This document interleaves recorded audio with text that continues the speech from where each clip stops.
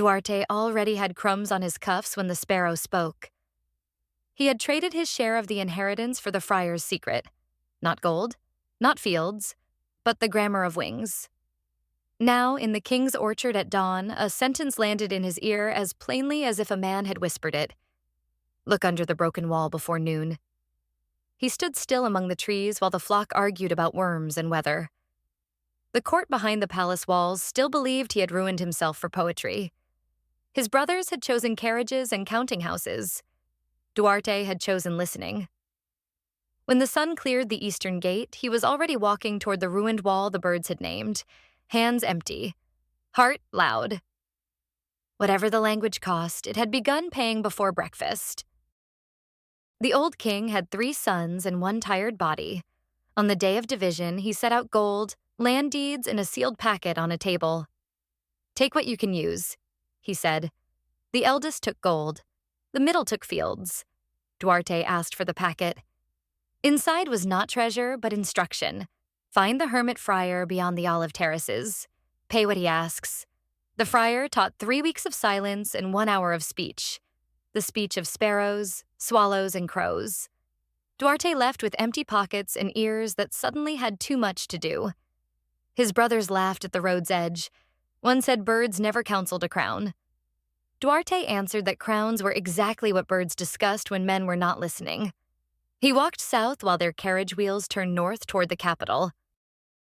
On the second day, a donkey brayed without a driver on the hill road. Duarte paused to share water. Above him, crows quarreled in a dialect he now understood. They were not quarreling about the donkey. They were quarreling about what the donkey carried and where it had been told to stop. Follow, the largest crow said. Men buried what they feared to count. Duarte followed through thistle and shade until the donkey halted at a collapsed wall where ivy hid cut stone. Under the broken masonry, his hands found a chest. Not fairy gold, but tax records, sealed orders, and a duke's signet pressed into wax that should not have existed. He copied nothing.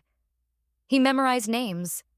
By the time he reached the next inn, the birds on the roof were already discussing poison for Thursday breakfast. Duarte slept lightly and wrote nothing down. Paper burns or betrays. He repeated the names like a song until the syllables sat in memory the way birds sat on tiles, easily and not to be shooed without reason. The palace kitchen garden grew herbs for healing and for harm. Duarte returned in plain cloak and watched from a fig tree while servants trimmed basil. A swallow above the wall said the word nightshade twice with disgust. At dawn on Thursday, the duke's man would bring leaves to the king's porridge, the swallow said. The duke would weep at the funeral and inherit the regency. Duarte climbed down before he was seen and went to the head cook, not with accusation, but with a handful of harmless mint picked as cover. He asked which bowl the king ate from. He asked who carried it. That night he told the old king everything the birds had said and everything the chest had proved. The king did not want to believe treason near his spoon. He wanted proof that did not flutter. Duarte said proof would arrive with the sun. The king ordered every bowl in the kitchen marked and every servant watched. Duarte spent the night in the pantry not from courage but from necessity. Some truths only hold if someone stands in the room where they are tested. They let the duke's man walk into the kitchen as if nothing had changed. Duarte stood in the shadow of the pantry door while the leaves were washed and chopped.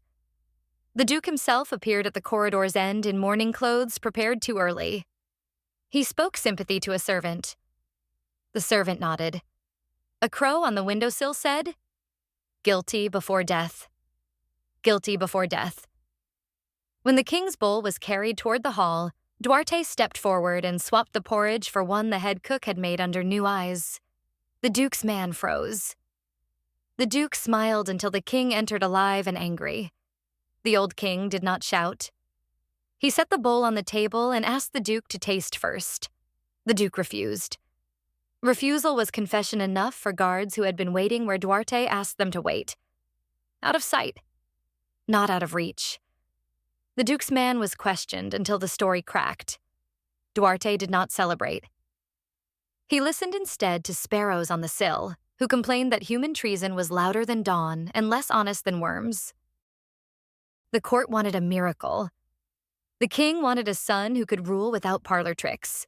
He led Duarte to the council terrace and asked 3 questions: what the people feared, what the people needed, and what the people whispered when the crown was not in the room. Duarte did not answer from his own head. He listened to the swallows under the eaves until they finished gossiping about grain prices and unpaid masons. He told the council what he heard, not as prophecy, but as report. The old king listened longer than his advisors liked. By sunset, the king restored Duarte's name to the succession scroll and revoked the duke's lands. The brothers who had taken gold and fields arrived too late to pretend they would have seen what birds saw. Duarte did not gloat. Gloating is a language no court understands for long.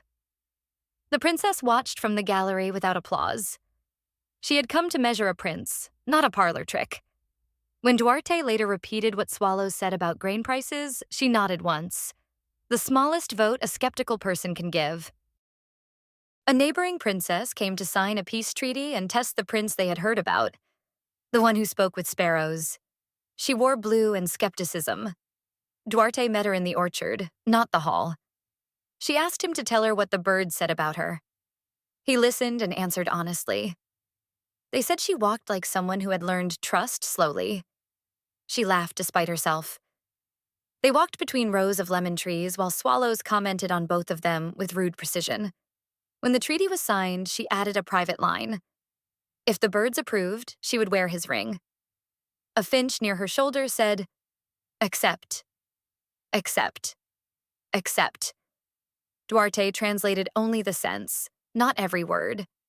Some truths are better without feathers attached. The wedding came in spring with bread, not spectacle. The duke's signet was melted into a bell for the chapel tower, a sound the kingdom could trust. Years later, the old king died in his sleep, and Duarte crowned without poison or parade. His brothers kept their gold and fields and visited seldom. The princess ruled beside him with the same slow trust she had brought to the orchard. Duarte never stopped listening at dawn. Not every bird spoke wisdom. Many spoke weather. But the kingdom learned that counsel could arrive on wings as easily as on velvet chairs, if someone was willing to pay attention before noon. If you remember anything, remember crumbs on cuffs, a broken wall, and porridge no one died from. This was Forgotten Fables. This was the language of the birds, the Portuguese tale of inheritance traded for listening, and treason defeated by what flew above it.